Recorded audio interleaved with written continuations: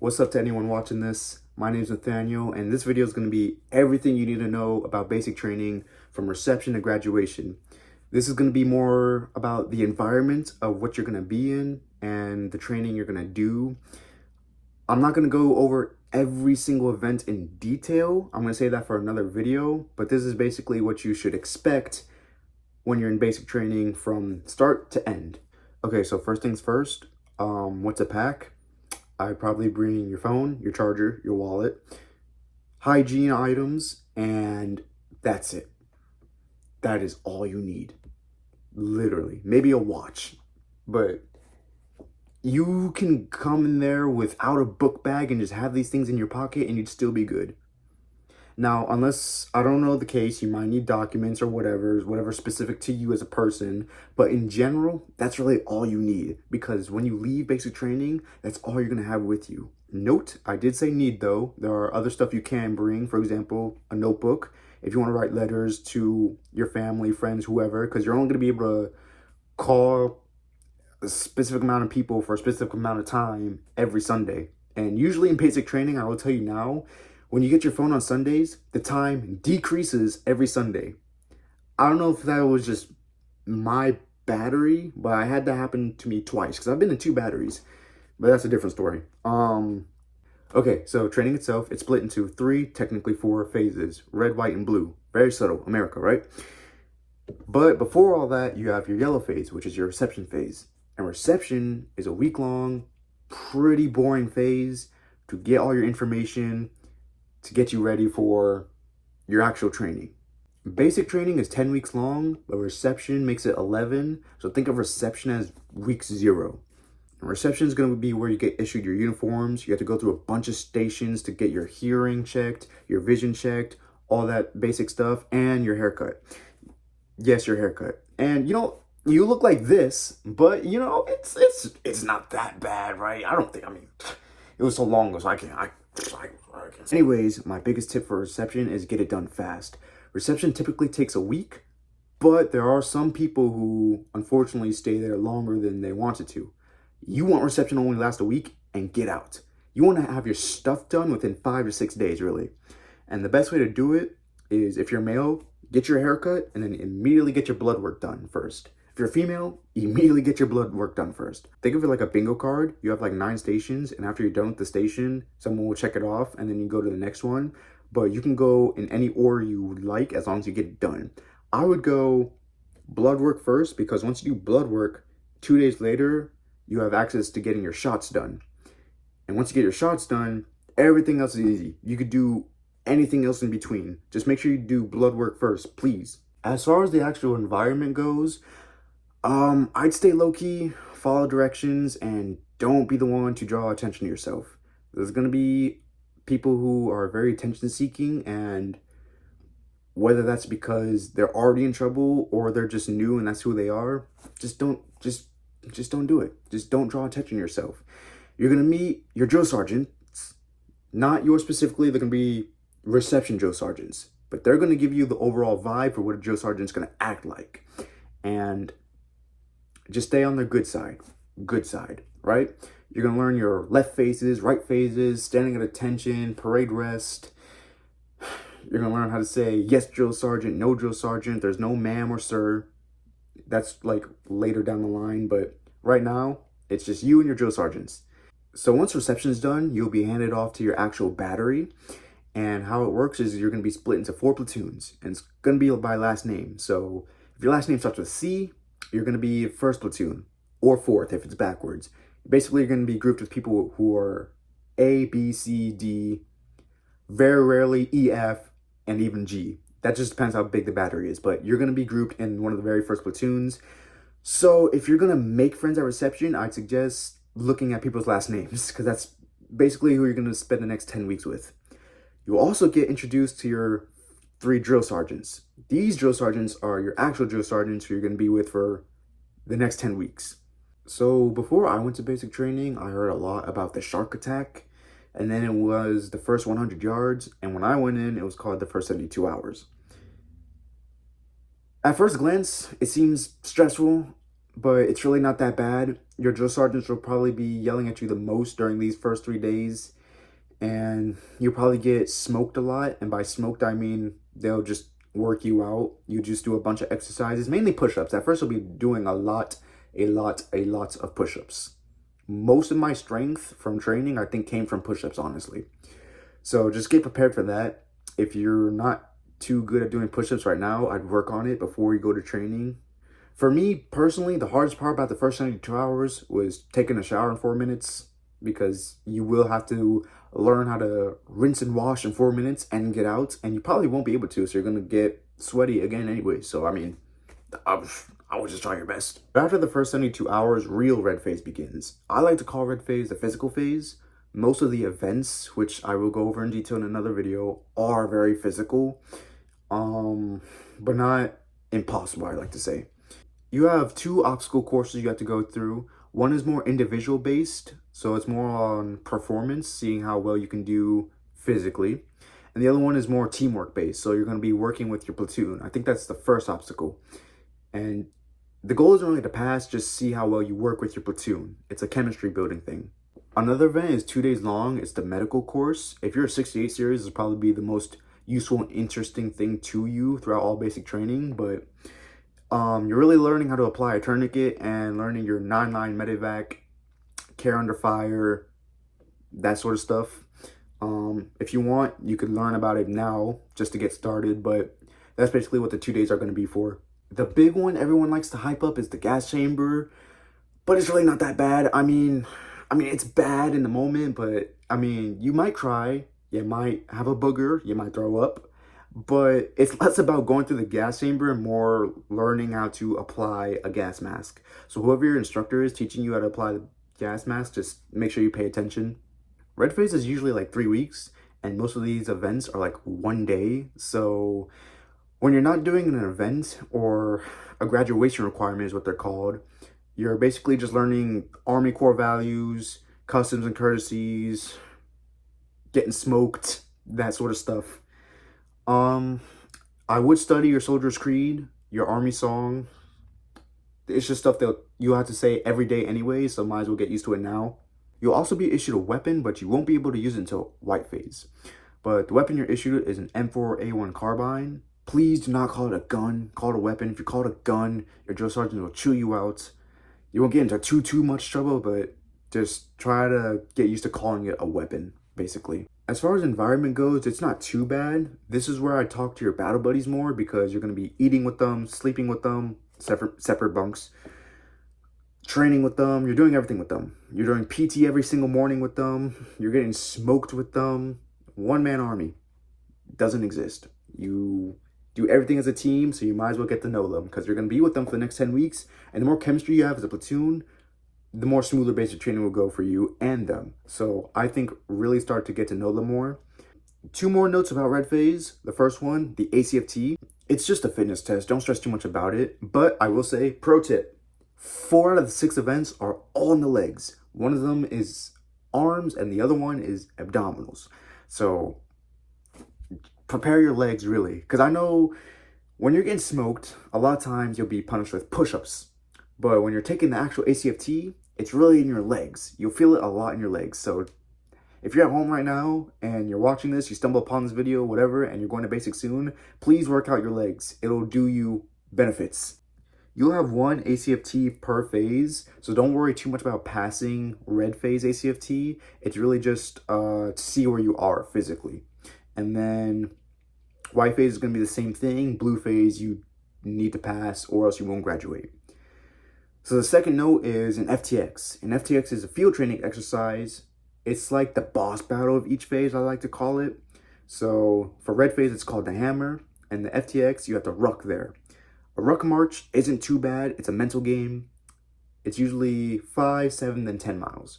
5 miles red phase, 7 miles white phase, 10 miles blue phase, right? So just ruck for 5 miles. Like I said, it's really a mind game. I mean, you have to have endurance, you have to have stamina, and you have to have a little bit of just strength and balance, but usually your rucksacks wouldn't be too heavy. Don't try to skimp, just try to take it. The FTX itself, it's usually just a recap of everything you did that phase. So the hammer is just a recap of everything you did red phase. So you're gonna learn some medevac stuff again, and probably just do a lot of physical activities, a lot of running around. It's nothing too hard. And then you're spending the night there and then running back 5 miles. Okay, so white phase. White phase is when things start to click, literally. At this point, you're a little bit more accustomed to your battery and how training goes, so your training is more tactical. White phase, it's all shooting. 90% of white phase is shooting. 90% of white phase is in the range. I will say, most of the events are shooting. If you've never shot a weapon before, you don't need to learn how to. That's not a requirement. They're going to teach you, if they're good drill sergeants, which they should be. They're going to teach you how to use your weapon, and then from there, once you get to the day of the range and you're actually trying to zero in or qualify or whatever the case may be, please, and I tell you from experience, trust in yourself, trust in your weapon. If you do those two things and apply what you were taught, you'll be fine, literally. Separate events would be land navigation. I kind of suck at land navigation, but if you can read a map, if you can read a compass, or if you can just track your steps, you should be good, because land nav is usually a team event anyways, so you won't be alone. Usually 3 other people will be with you, so you won't be getting lost in the middle of nowhere trying to search for points on the map and then you can't find them. You have 3 other people, and hopefully they're competent if you're not yourself. Not saying you're not yourself. Environment wise, so going back to red phase real quick, for breakfast, lunch, and dinner, you ate at the DFAC. For some reason, I thought that meant designated cafeteria. It might as well be a cafeteria. And that's pretty much what it is. You're eating cafeteria food with maybe like a bit more protein in some options. But the portions are going to be pretty small. So if you're pretty big, just get used to that. And if you are already small, just try to stack up on as much as you can. Usually sides, the salad bar. Probably go for the salad bar a lot. But applying this to white phase, it's kind of the opposite. Since you're in the range, 90% of the time, you're going to be eating MREs. Try not to get too picky with your MREs. I mean, for me, I never really was too choosy. I got what I got. But I will say, if you must be and you're looking out for one, look out for the tuna fish one. Tuna fish one is the best one. It has the best snacks. And honestly, even if you don't like tuna fish, I'd say eat the tuna fish. I mean, that's the most protein-filled MRE anyways. Tuna has like 20 grams of protein in it by itself. So just get prepared to eating a lot of MREs. And if you must be choosy, go for either the beef ones or the tuna fish one. That's my personal preference. Unlike red phase, where you're marching in silence, listening to your drill sergeant go left, left, left, right. Now you can sing actually cadences, and you yourself can sing it, or your platoon leader, or just a platoon member, one of your battle buddies can sing it for your platoon. And honestly, it really uplifts your whole mood. Hopefully, unless they're a bad singer, then probably not. But cadences in general have helped, and the more in sync you are with cadences, the more everyone actually participates in singing cadences, the better it will be. Just like red phase, at the end of white phase, you'll have your FTX and your ACFT. ACFT, again, don't worry too much about passing, but this time worry more about improving. The FTX in white phase is similar to red phase. The only difference is it's 7 miles long this time, and you're spending 2 nights and 3 days training instead of 1 night and 2 days.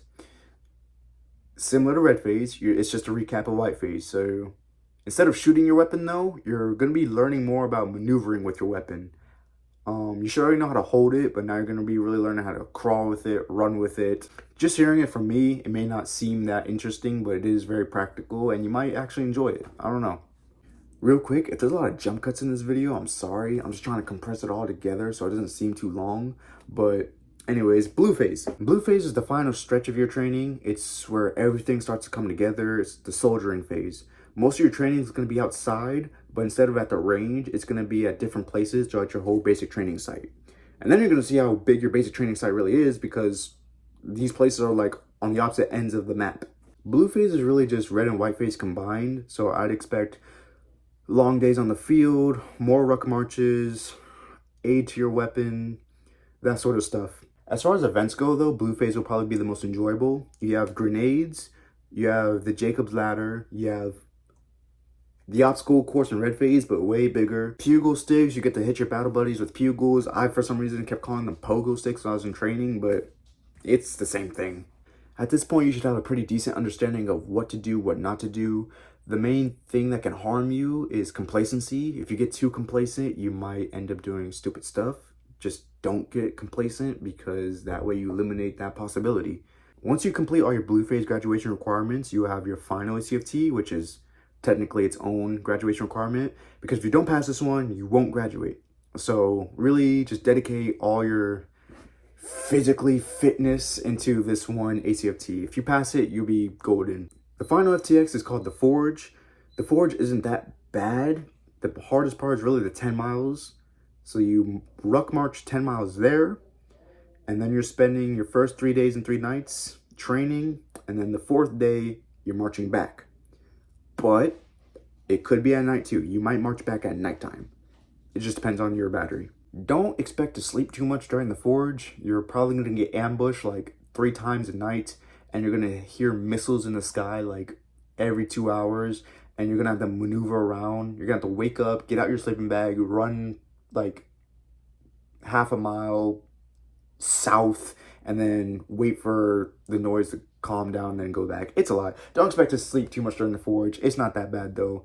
I can't say too much about the Forge because I know some forges are different than others for other batteries and just basic training sites in general. So just prepare to ruck those 10 miles. That's really the only consistent thing about the Forge.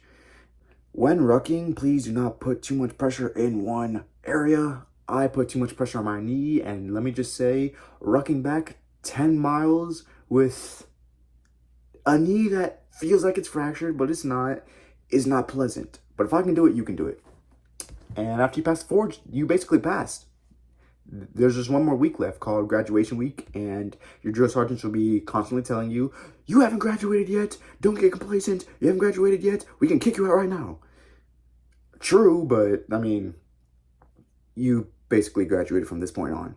Then once you graduate basic training, you could take a bunch of cool pictures with your battle buddies, and from there on, you're just waiting to ship out into AIT, which can take from 1 to 3 days. So you did it at this point. Some things I want to go over that isn't necessarily training is just day-to-day activities. For example, fire guard. Fire guard is a shift you have to pull an hour, not every night, but let's say you're scheduled to go on fire guard on a Wednesday night at 2 a.m. You go to sleep, you wake up at 2 a.m. and you're basically staying up until 3 a.m. and usually doing chores or a chore, depending on what your fire guard shift is. It's not too bad, but you'll have to do it pretty consistently. I'd say every 3 days you're probably going to be pulling fire guard, depending how big your bay is. I know it all sounds like a lot, but 6 days of the week you're training, every Sunday is technically a rest day. And it really is a rest day, honestly. You're either cleaning, going to church, coming back and cleaning, sleeping in a place where drill sergeants won't catch you sleeping, and just resting your body. Sundays are really chill. You will get your phone. I'll go over that in a minute though. And yeah, it's just basically a rest day. Churches, as far as Fort Sill, Oklahoma goes, there's a bunch of different variety of churches. There's Church of Christ, there's Muslim, there's Spanish, there's the Refuge. Whatever your religious intake is, whatever your faith is, I'm sure there's a church for it. And if not, they're very much open to reading your Bible as long as it's not during a training period. So don't worry about your faith not being respected or your faith just not being able to have time for your faith, because you will have time on Sundays. Another thing is phone time and just contact in general with people outside of training. This happened to me twice. I was in 2 batteries. Every Sunday, the time you have on your phone goes down. So I really cherish the time you have at the beginning, like usually during red phase, because it's going to be less and less. But for the cases you don't have a phone, like I said, bring a notebook. There should be paper in your bay, but go for writing letters. I wrote my first letters to my mother, and I could have called her. I did, but you know, writing letters just feels good and it's a new thing to do. Why not? Overall, that's pretty much it. This is my first video on this channel on YouTube. I didn't really plan to make videos based off my Army experience, but I know my friends and just people in general are still joining the Army to this day. And looking back, the more videos I could look at, the better. So if you're watching this video, I'm hoping you took something from it. Hope it helps. I know it's really just me having a whole yap session, but hopefully you can take something with you when you go to basic. And yeah, that's about it. See ya.